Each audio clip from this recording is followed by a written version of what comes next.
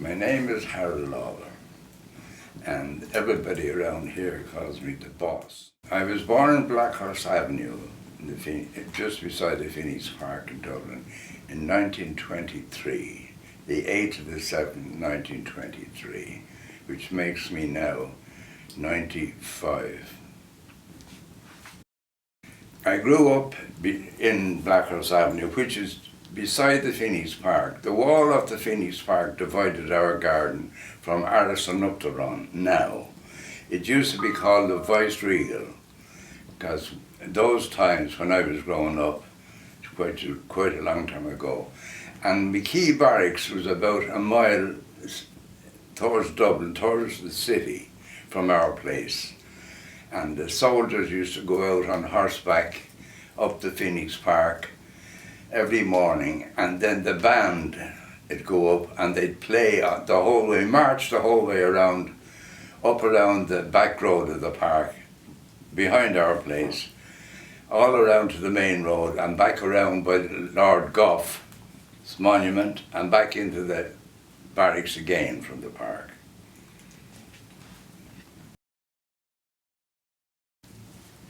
I grew up in the garden in Primrose Cottage, which was a 3.5-acre nursery and market garden those times. One part of it had been an orchard all beside the Phoenix Park, because there were big trees in the park used to shade into the garden, and we couldn't grow vegetables there because they all get too drawn, too shaded. So a third of the garden was under orchard, and the rest was all vegetables and flowers that we grew for the Dublin market. And we brought them in with a horse and cart every Tuesday and Friday. And when I grew up, I was the lad that was doing the work then. I had to drive the horse and cart into the market every morning. I had to be in there before 6:30 to unload the stuff, then bring the horse and cart out to the yard where the parking was, and then the stuff would be sold by the auctioneer then. I had only one brother, and my father ran the garden, and he was a very good grower. And we had 2 men working for us all my young life, and then later on, there was another man who worked. So there was 3 working, my father, and my mother ran we had a shop at home that we sold our vegetables in, and our fruit, because we had a good portion of the garden was in an orchard. And she was also a florist. She did wedding orders and did wreaths and this sort of stuff. So she was a hard worker, a great person, a great personality, very funny. People loved her. And now her name was Ellen, but she was called Dot. So she went by the name, everyone, Auntie Dot. Everyone knew her as Auntie Dot. But she was a very pleasant person. Everybody loved her. Now I'll have to tell you about my father, so if I'm going to do that, will I tell you that? Yeah, please do, yeah. My father was, right. I'd have to tell you something about my father. My father was the daughter of Harry Lawlor, who those times had a taxi cab for hire. One of the few people that had it at those times. And he married one of the Toots, who was my great-grandfather. And they were thinking of going to America, the husband and wife, and the son, the baby son, who was Harry. And my great-grandfather had 1 son and 6 daughters. One of the daughters became a nun, and the others all got married at different times of life to nice people. But when Harry Lawlor and Mary Lawlor was going to America with the son Harry, my great-grandfather stopped them. At that time, he had 1 son, But he stuck a fork in it through his foot, and he 8 years of age, and got lockjaw, and died.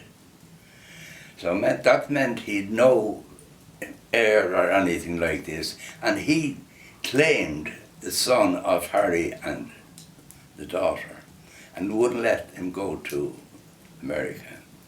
So he was adopted, you might say adopted. He was stopped from going to America, and he grew up in Primrose Cottage, and he eventually took over when the great-grandfather died and all this.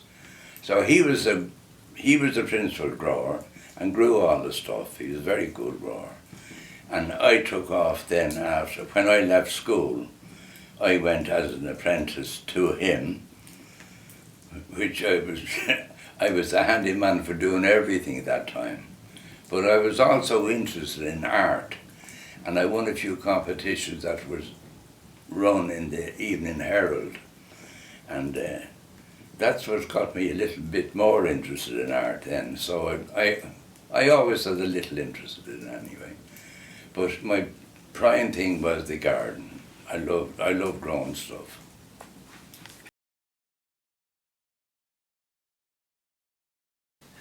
Now I can remember the war years.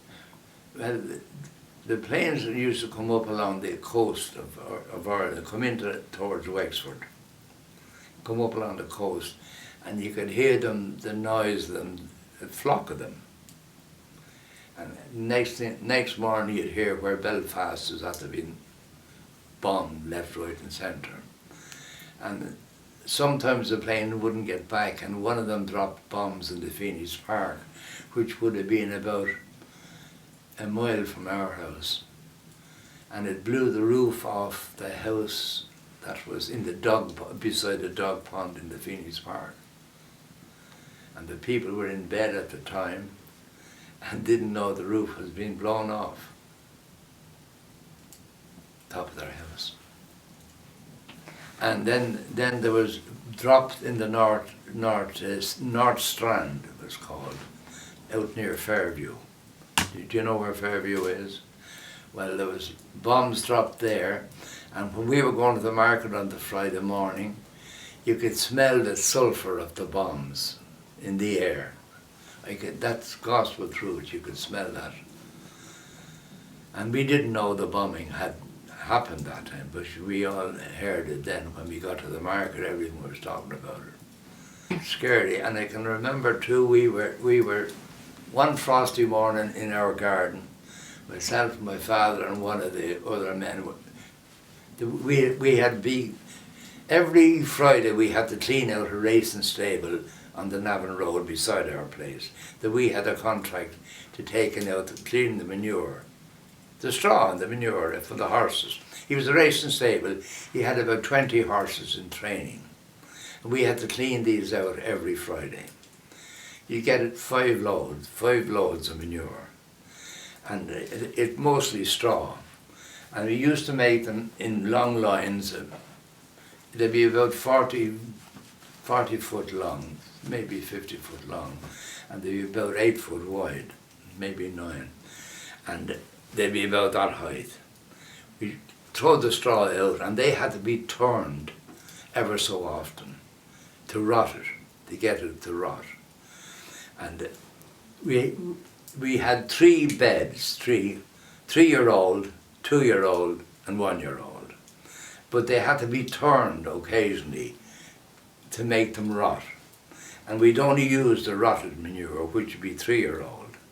But when all this would be used, there was 3 more. The next one was 3-year-old. So we had to turn them occasionally. But what I want to tell you is, in the Vice-Regal, there was anti-aircraft guns.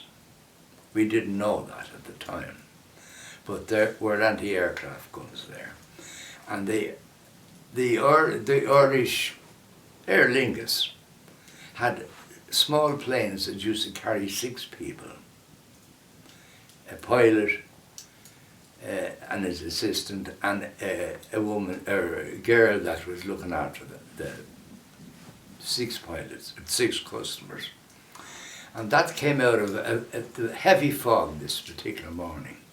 And we were turning the manure, which was, we always loved, if a cold morning, to get a job turning the manure. It was the steam that would keep you be lovely and warm. But this fog, the aircraft came down. It must have been very low because it seemed, we thought it was going to land on top of us. Because we really got a fright. And the next moment, there was an anti-aircraft going in, which would be 100 yards from the back of our place. Shot up, flames all around it. And I can remember the plane turning around and going up towards Ashtown, Blanchardstown area, and throwing out flares to let them know it was an Irish plane. When the shots from the anti-aircraft were frightened the bloody life out of us at that time. We didn't know there was anti-aircraft guns in Vice-Regal at that time. But that's only by the way. German plane, one German plane and two British lads after. Yeah, but they didn't hit it, obviously. It seemed to get away most times. You got a half ounce of tea. Everyone's allowed a half ounce of tea. And people would put the spoon of tea in the cup and take it out and dry it and use it a second or third time. It was that scarce. You'd got so little tea. And everything was on coupons. You couldn't get you got to be say, it would say you got 10 coupons. A suit would take 2 coupons. A shirt and a pair of shoes would take 1. And the other thing could be stockings or something else. And you could only get 1 thing a year, 1 pair of shoes, 1 suit, or maybe you wouldn't get a suit every year. You could transfer to, if you wanted towels or something like that, you had to have coupons to get them. And even with the coupons, did you have to use money as well? Oh yeah, the coupons were just give you legal to buy, to get stuff. Because people that didn't use the coupons, they used to sell them. For if a fellow wanted a suit, he'd have to buy the coupons from somebody else. I hear you. So, yeah. And then he'd have to buy the suit separate. Yeah. So in that sense, the excess of the Celtic Tiger must have seemed a bit surreal. You know, if you go from that... That's right, that's fair. But that's why I'm asking you. It's not that I'm looking for you to diss it. You know, to witness such scarcity and excess, you know, in one lifetime, that's not something that's everybody... the way it was.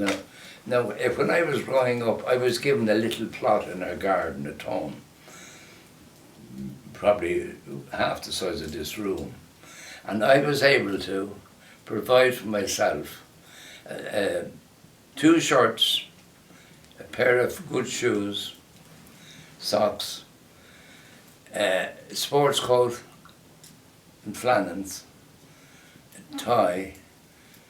I was able to pay for that out of that little plot. How old was I then? I could have been anything from 14 to 17. So the wage that time, the agricultural wage was 38 shillings a week for a man with a family of 5 or 6 kids.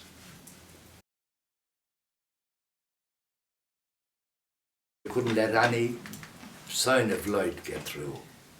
If there was any sign of light, the fellas would come to your door and knock, and he'd warn you to do your light or bring your curtains across if there was a sign of light, because everywhere had to be blackened out, blackout they called it.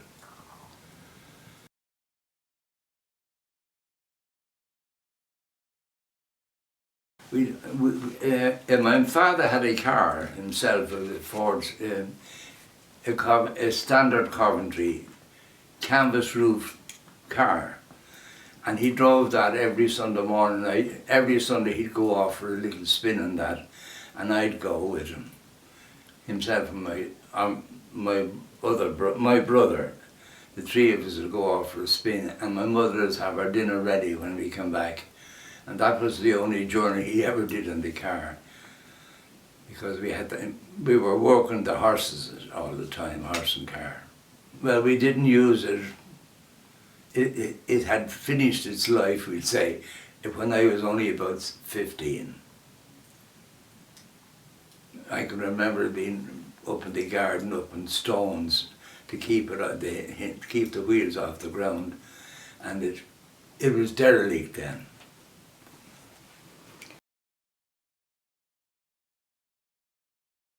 People we were afraid of, and we young. You were afraid of the guards, but the principal person was the headmaster or teacher, the priest, and the guards. Then the school teacher, the policeman, and the priest. You can put them in any order you like there. Three of those were the people you were afraid of. You had to obey. They were God. Say that again? You remember if a priest? Oh, I'm not going to say that, am I? No, do. Do you want me to say Yes, that? please, that's all. All right.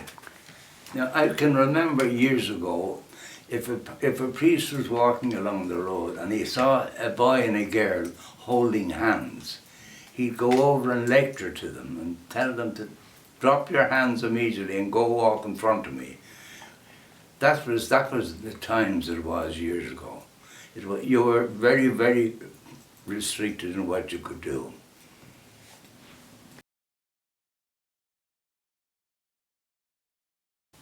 I always liked the gardening, and I used to be allowed when I was at school. Now, when I finished school, I could see that young lads that I went to school with, our garden was on a bit of a slope, and you could see the other lads playing football, and I got a half hour's grace from 5:30 to 6 o'clock to play football.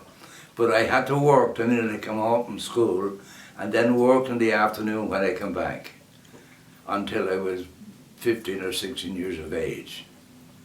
I'd be cleaning pots or scuffling or weeding or transplanting, all that sort of little work, and watering maybe, all that type of work.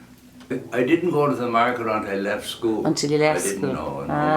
My mother went. Every morning? My mother went, and Yeah. a neighbour, and he had a market garden too. And between him and us, he filled this van, and my mother and him went to the market. Yeah, we always had a horse. It was a cob between like a hunter. Not quite as like a racehorse, but we always had animals. We had a stable at home. Yes. And one horse kicked me in the stomach, and I only a kid, and it nearly killed me.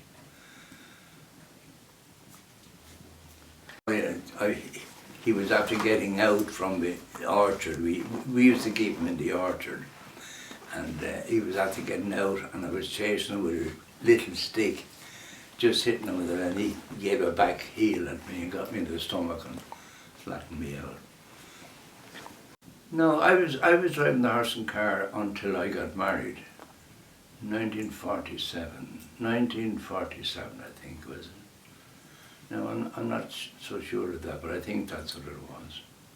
And my father then, my mother and father ran the garden at home, but they were easing back all the time.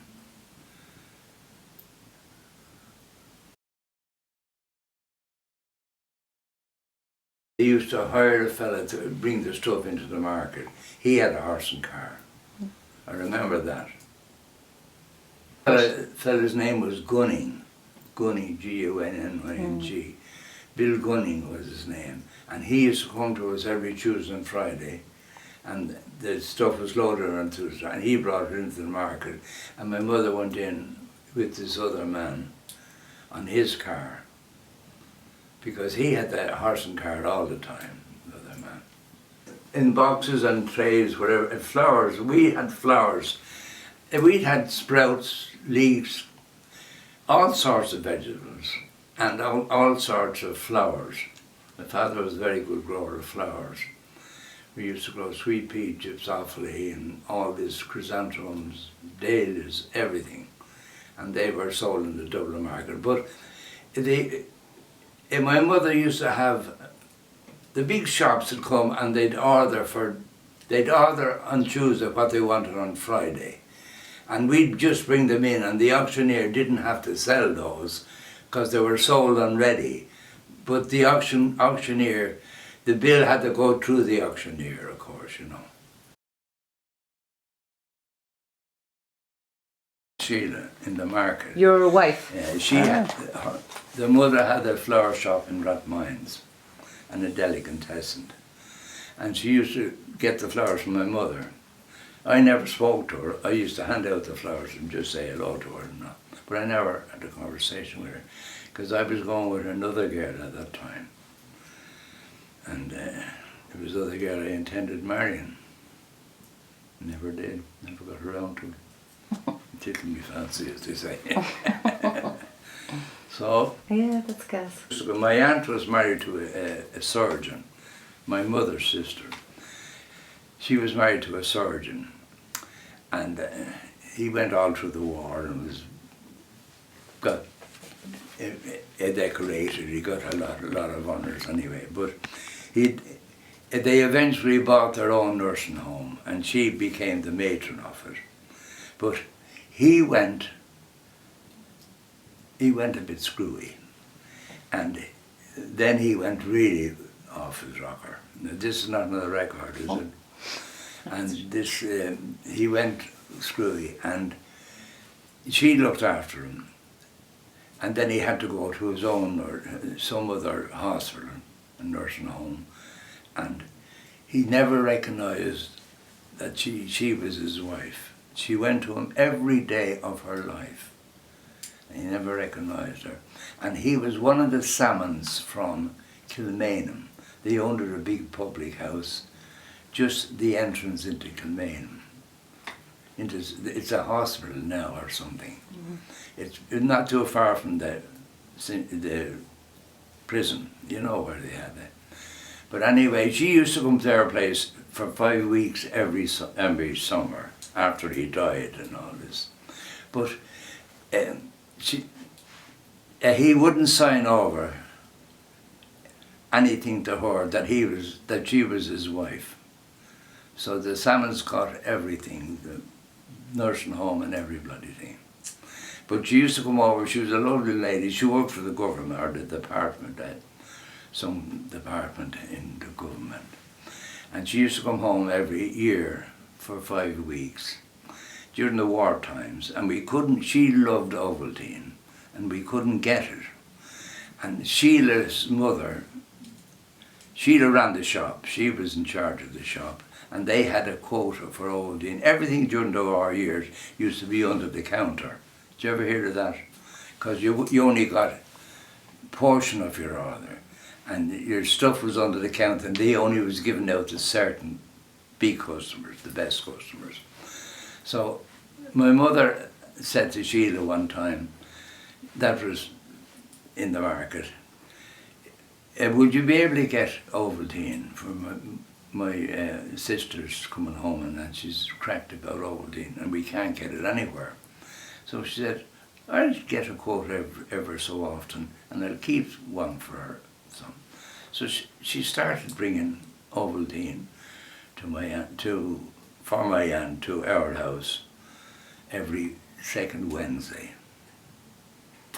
So you looked forward to that day? I'll tell you no more after You looked forward to that day? I did not. What? Were you not delighted to see her? No, I never. It was a long time after that. All right, okay. Yeah. Okay. Now, I'll tell you that, no, yeah. Keep it quiet. No, yeah. Don't put this. No. John Murphy worked in our place. He worked in the American Embassy. I'll have to get to that too. The American Embassy. His father was the head chauffeur there, and he lived there. But we rented it during the war years.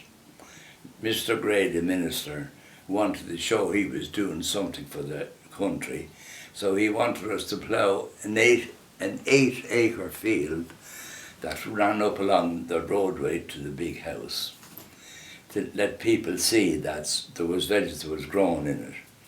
And we used to sell all that to the market. But John Murphy worked in the. We also had a wall garden of 3.5 acres. We had an orchard and we had 10 greenhouses rented.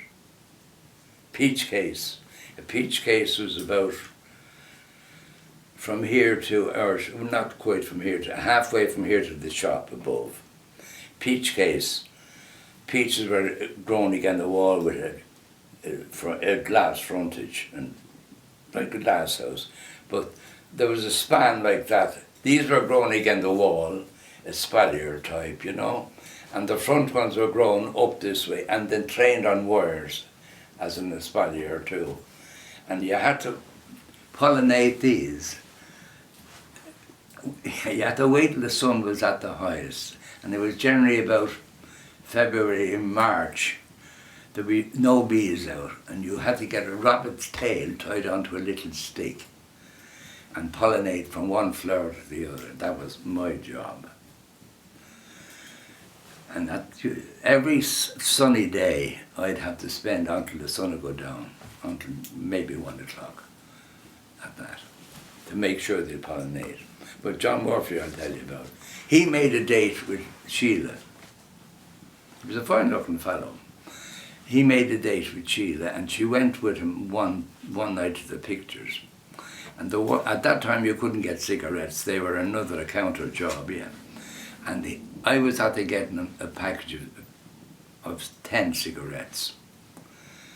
I was well in with one of the shopkeepers up our way, and he said to her, "Would you like a cigarette?"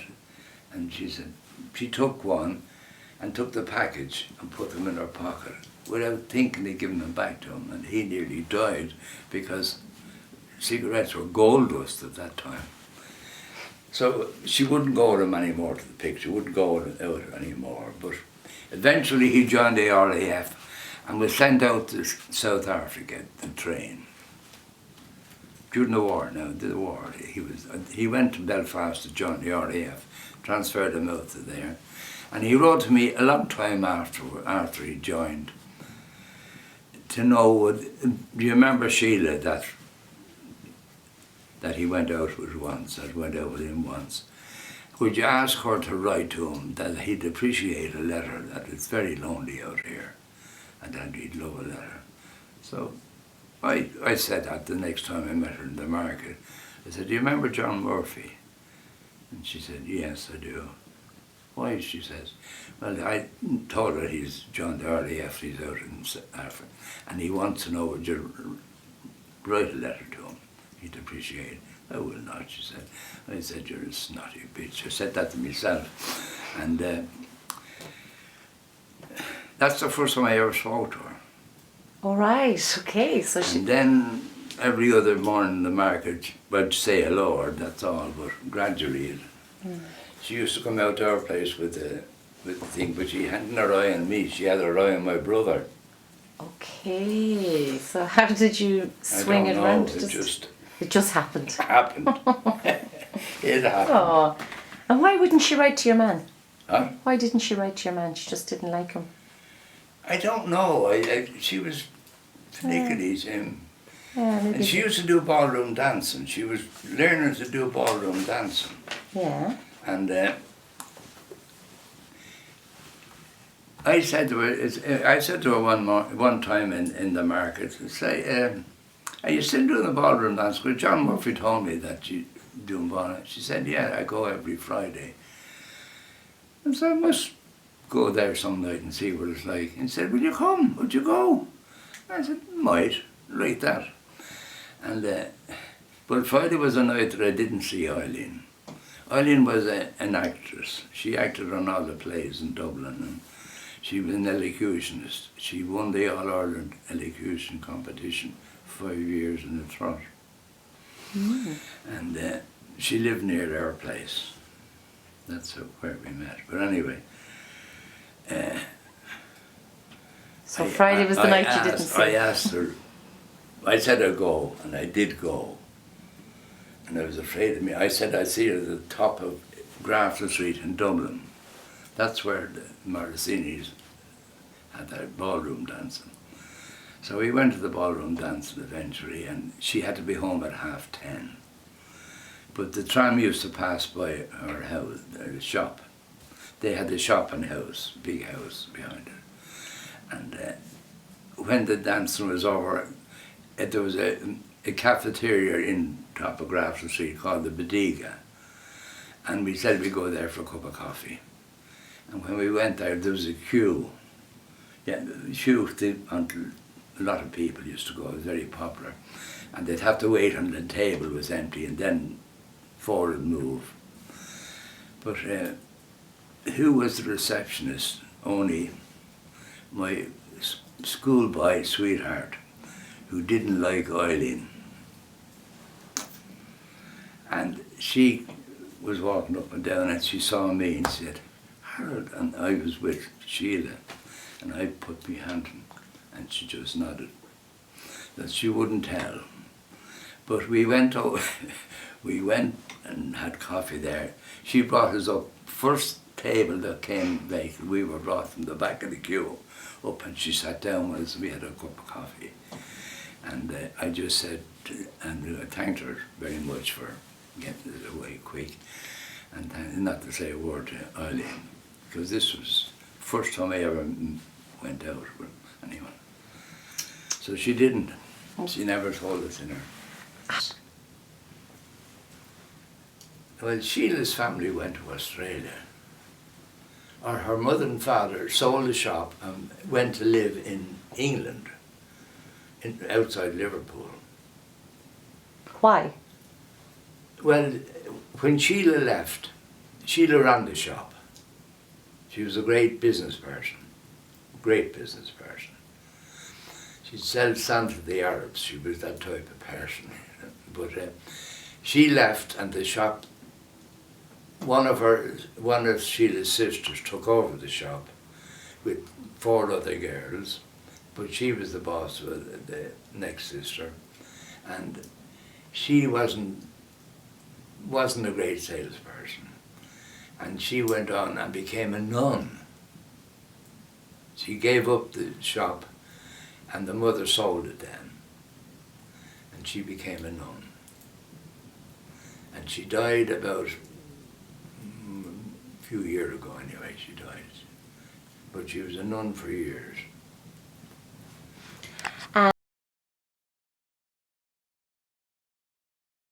Not very much. John Murphy was the only one that went to South Africa.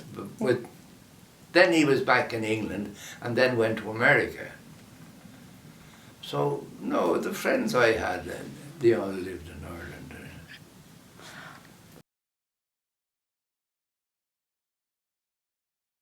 Yeah, well, they used to go to dance at Cayley's. There were principally Cayley's in Dublin at that time. They'd go to Cayley's or ballroom dancing maybe occasionally, but it was principally Cayley's. And yeah, I played sport. I used to be an athletic. I ran a lot of races, won a good few, and I played soccer for 4 or 5 teams. I played for Bowes B team, Bohemians in Dublin. I played for the Irish independent newspapers. I could play for, I can't think of most of them now. One was, I can't think. Gaelic was well known in Dublin at that time, yeah, and hurling, yeah. I never played Gaelic or I never played hurling until I went down the country. I used to play football for independent newspapers, which were, you had to be to a certain standard before they take it. when I moved from Dublin, I was married. I was married, and Sheila and I were married for about almost a year. About 8 months when I left Dublin. Because I used to paint hand-painted headscarves for a shop in Grafton Street. And I was working at home as well during the day. And in the evening time I used to paint in the...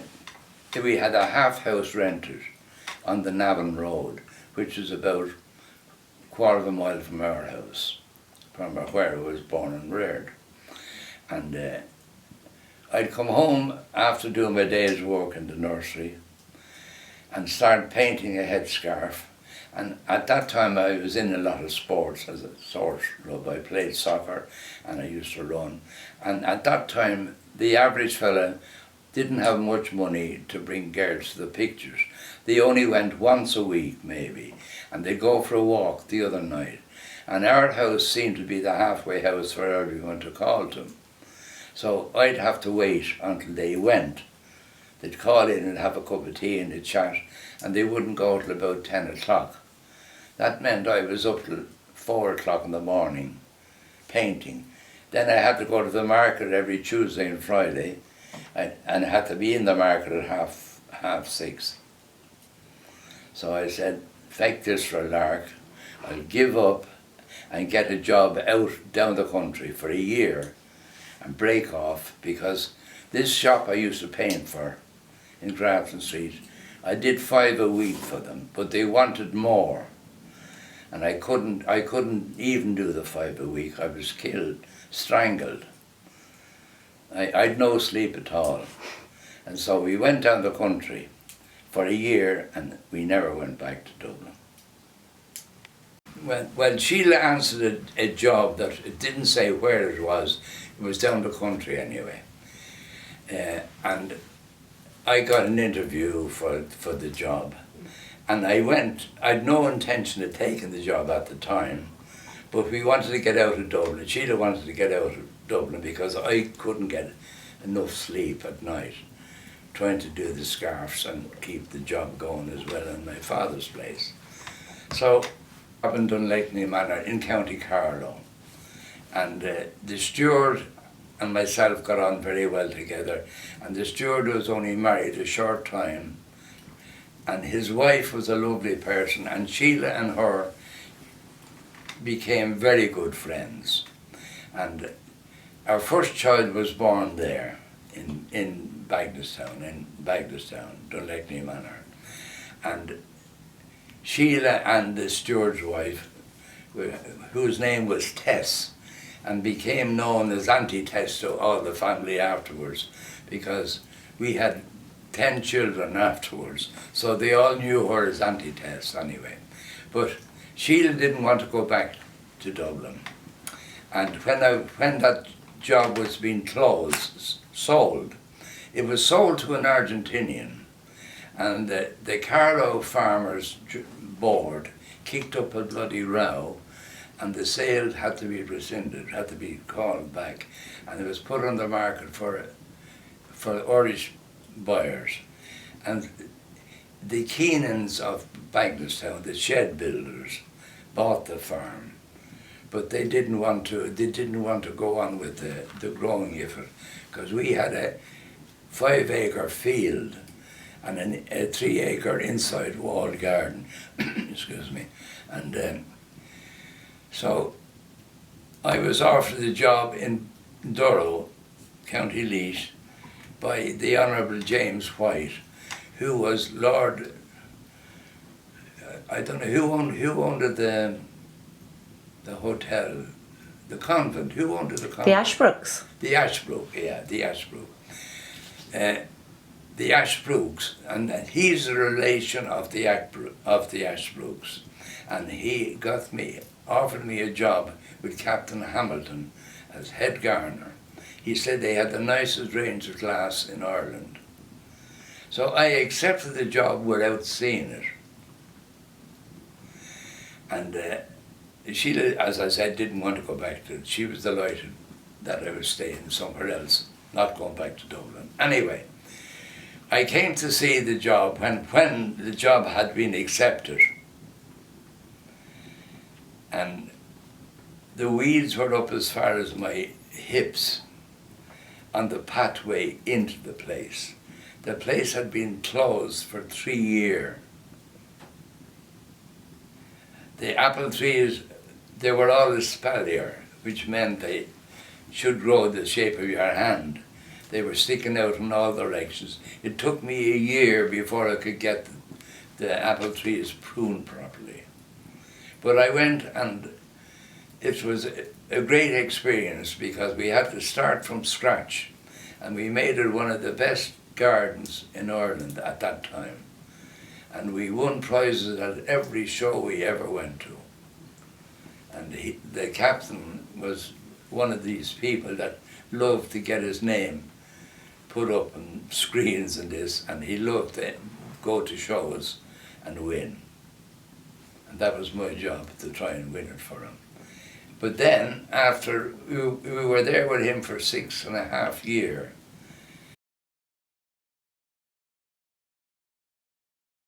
we bought a place, rented a place on our own, and left Captain Hamilton's, and we lived over the chemist for a period in Durrow. And we worked hard, Sheila and I and the young family worked hard and built up we built a little bit of a glass house.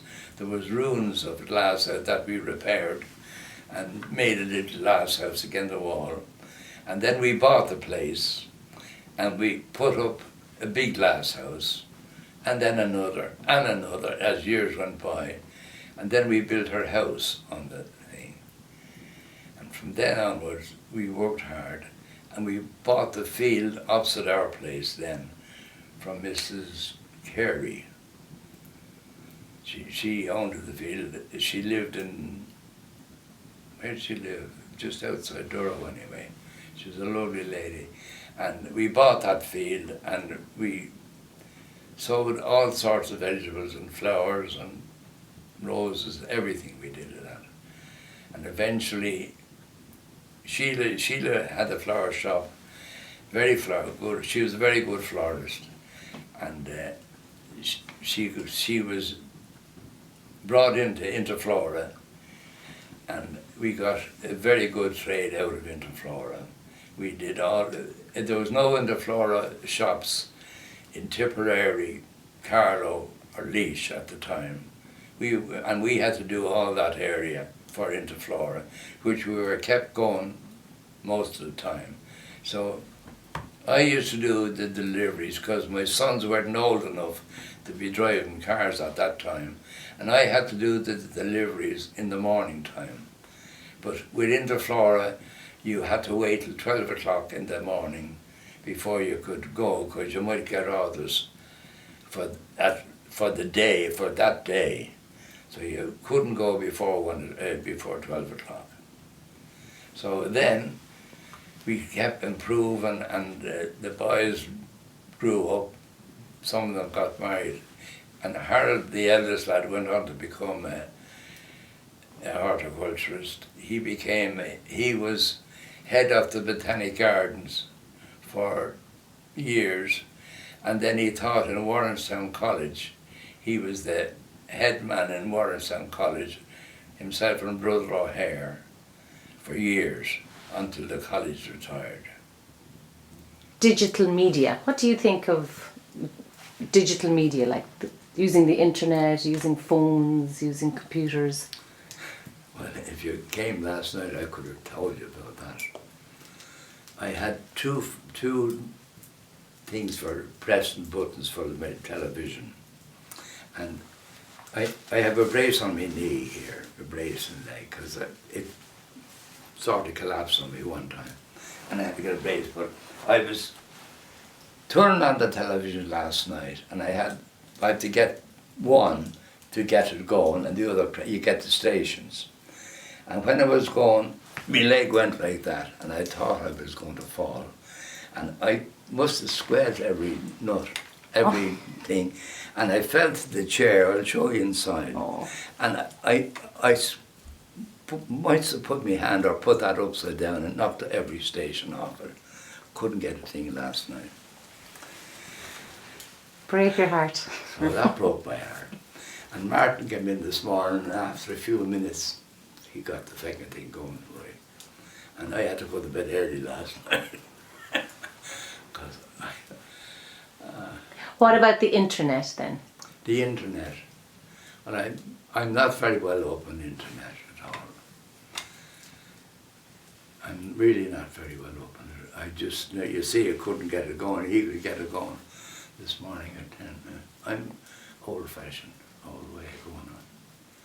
I remember we had, do you want to hear about this? The first television the first radio we had was worked on crystals. Did you ever hear what crystals were? A crystal is a little crystal about the size of your nail. And you had 2 wires each side of it like this. The crystal was in the middle there. And you had to get the 2 little wires right on the center of this thing, or your radio wouldn't go. And if you did that to the floor, it would fall off.